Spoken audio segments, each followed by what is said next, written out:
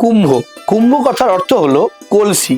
এই যে এখন বর্তমানে কুম্ভ মেলার একটা ট্রেন্ড চলছে, তো কিভাবে এসেছে এই কুম্ভ মেলার কথাটি? যখন সমুদ্র মন্থন করা হয় অসুর এবং দেবতাদের মধ্যে, সেই মন্থনের সময় একটি অমৃত কলস অর্থাৎ কলসি উঠে আসে, যেটি ইন্দ্রের পুত্র জয়ন্ত সেটিকে গ্রহণ করে এবং সে চায় না বা দেবতারা চায় না যেন সেটি অসুরদের হাতে থাকে, তাই সেই কলসি নিয়ে সে দৌড়তে শুরু করে এবং একে প্রোটেকশন দেয় শনি, রবি, বৃহস্পতি এবং চন্দ্র, এই 4টি গ্রহ।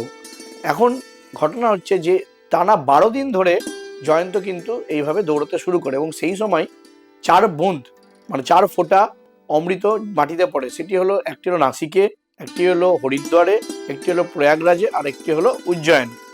এই সময় এই জায়গাগুলিতে কিন্তু অমৃত পড়ে যায়, যার জন্য 12 বছর পর পর আমাদের এই জায়গাগুলিতে তৈরি হয় কুম্ভ মেলা, কারণ আমাদের 1 বছর ভগবানদের একদিন।